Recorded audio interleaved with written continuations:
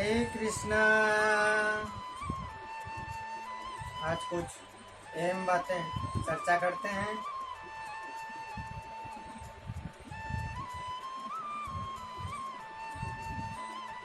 इस संसार के अंदर जीव यह शरीर अपने पूर्व कर्मों के आधार पर ही सुख भोगने के लिए या कष्ट पाने के लिए प्राप्त करता है।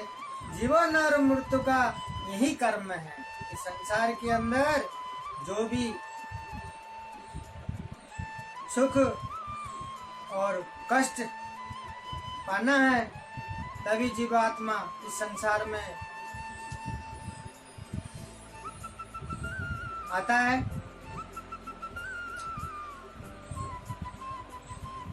समुद्र के मध्य एक व्यक्ति समुद्र के मध्य गिरता है, पानी में डूबता हुआ तैरता हुआ व्यक्ति के बचने की एकमात्र आशा केवल यही होता है। उस टाइम कोई भी व्यक्ति समुद्र के अंदर गिरता हुआ तैर करके बचने की आशा यही होता है कि कोई आएगा और उसे ऊपर उठाएगा।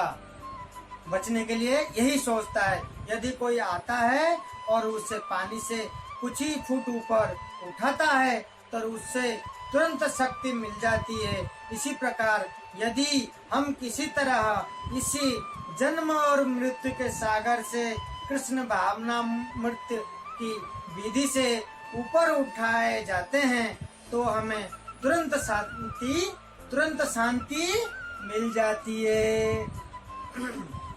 तो इस तरीका से ये जन्म मरण होता है अपने जीवन के अंदर।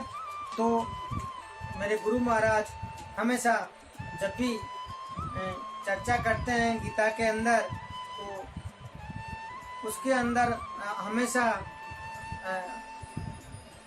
ये कहा करते हैं कि कभी भी किसी के कोई मन में सवाल होता है वो सवाल कर सकते हैं।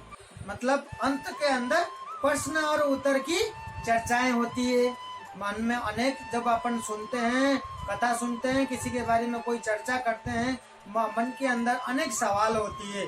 तो सवाल हमेशा कंसेप्ट क्लियर होना तभी जाकर के सामने वाले को शांति मिलती है। जब मैं उसको क्लियर करता हूँ, जब मैं गुरु महाराज हमारे सवालों का जवाब दे करके हमको सारी चीजें क्लियर करते हैं, तभी प्रूफ करा करके दिखाते हैं कि हाँ ये सत्य है, कि सत्य कैसे है, ये है उसका प्रूफ है, तब हम मानते हैं कि यहाँ ये सारे चीजें मन के अंदर जो सवाल है वो क्लियर हुआ। और हमेशा हमारी पुनर्जन्म तो ये तय है। आपको मालूम है कि हमारे जब भी हमारी ये ध्यान तो होगा कि जन्म तय है। ये हमने प्रूफ करके भी देखा है और ये हो चुका है, ये सबको ये चीजें मालूम है। तो उस कुछ जीवन के अंदर आध्यात्मिक के चर्चा के अंदर तो सबके मन में कुछ ना कुछ प्रश्न होती है। तो प्रश्न और उत्तर की कुछ चर्चा करेंगे। तो क्या क्या मन के अंदर सवाल आ सकता है। सबसे पहला सवाल है भगवत गीता में श्री कृष्ण के लिए श्री भगवान का शब्द का प्रयोग क्यों हुआ है। भगवत गीता के अंदर श्री कृष्ण के लिए श्री भगवान का शब्द प्रयोग क्यों हुआ कि ये जो गीता है वो भगवान है, वो भगवान का है। तो क्या है उत्तर, भगवत गीता प्रत्येक पृष्ठ उनका उल्लेख भगवान का रूप में हुआ है। नरसिंह देव भगवान शब्द कभी कभी किसी भी अत्यंत शक्तिशाली व्यक्ति या किसी शक्तिशाली देवता के लिए प्रत्युक्त होता है। और यहाँ पर भगवान शब्द निश्चय रूप से भगवान श्री कृष्ण एक महान व्यक्ति वाला बताते हैं। किंतु साथ ही हमें यहाँ जानना होगा कि भगवान श्री कृष्ण पुण्य पुरुषोत्तम भगवान है। जैसा कि शंकराचार्य, रामानुजाचार्य, माधव आचार्य, निवारक स्वामी, श्री चैतन्य महाप्रभु तथा भारत के वैदिक ज्ञान के अन्य विद्वान आचार्य ने पुष्टि की है। भगवान ने भी स्वयं भगवत गीता में अपने को परम पुरुषोत्तम भगवान ने कहा है। और ब्रह्मा सहित में तथा अन्य पुराणों में विशेषताएं श्रीमद् भागवतम में जो भागवत पुराण के नाम से विख्यात है, वह इसी रूप में स्वीकार किए गए हैं। तो यहाँ पे इन्होंने ये कहा भगवान ने। दूसरा प्रश्न, भगवत गीता का उद्देश्य श्री कृष्ण ने सर्वप्रथम किससे दिया था? भगवत गीता के जो उद्देश्य है, भगवत गीता के जो उपदेश है श्री कृष्ण ने सर्वप्रथम किससे दिया था? सबको मालूम है, सूर्यदेव विवस्वान को पहले, सबसे पहले दिया था, सूर्यदेव विवस्वान को दिया था उपदेश। भगवान श्री कृष्ण ने भगवत गीता का परम रहस्य अर्जुन को क्यों बताया? क्योंकि अर्जुन उनके भक्त और मित्र थे।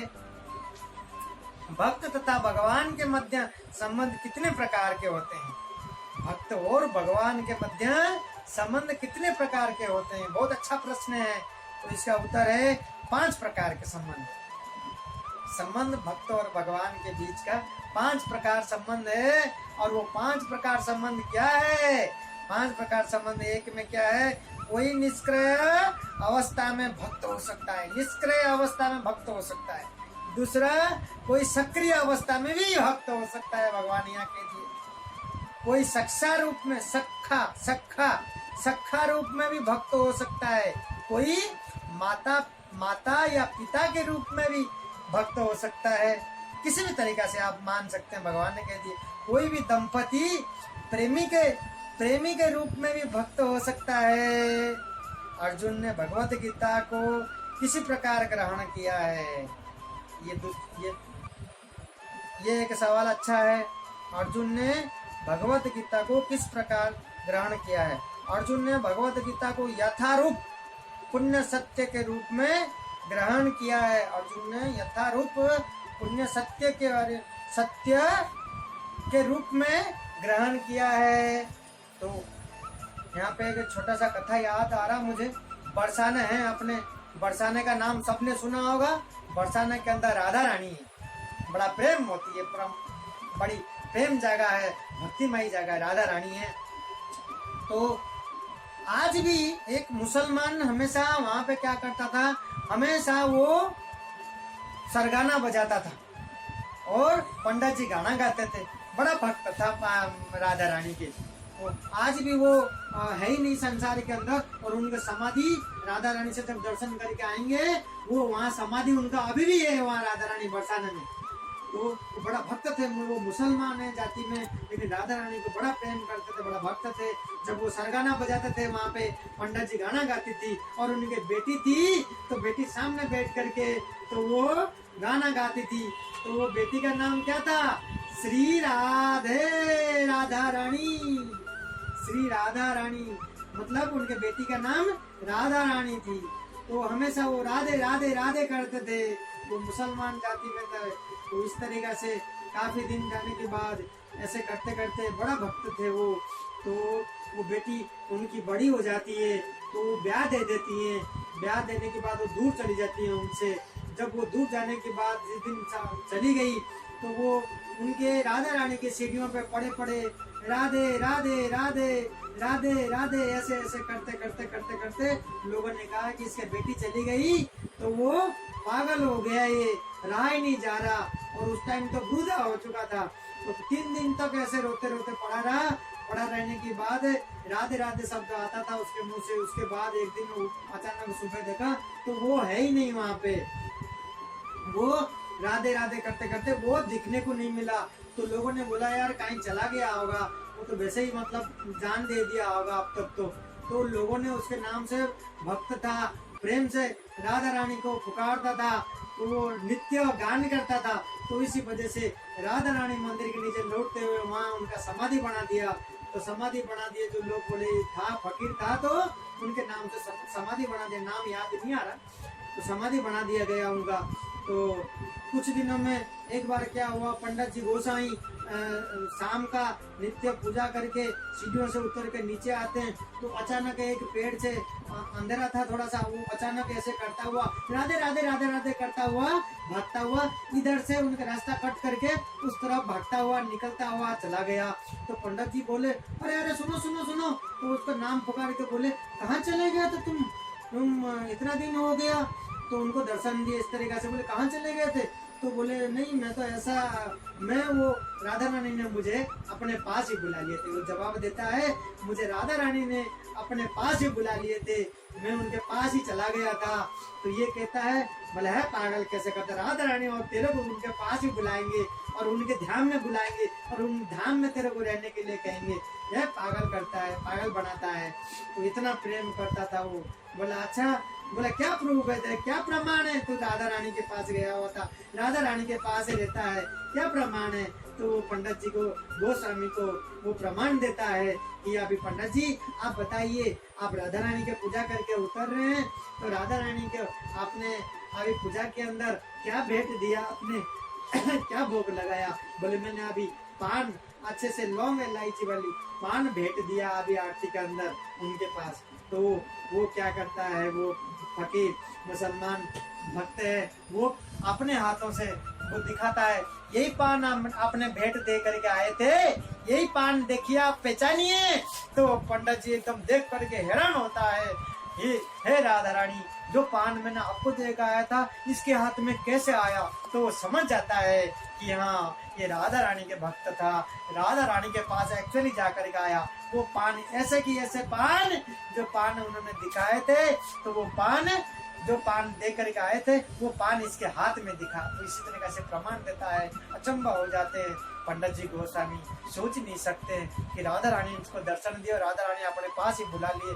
भक्त तो जब होते हैं, कोई जात, कोई विवाद, कोई किसी का कुछ नहीं देखते हैं। तो इसी तरीके से भक्त तो कोई भी हो सकता है। तो आज भी वो वहाँ पे कभी भी बरसाना जाएंगे आप इसी बारी में, वो आप वहाँ जरूर वहाँ देखना।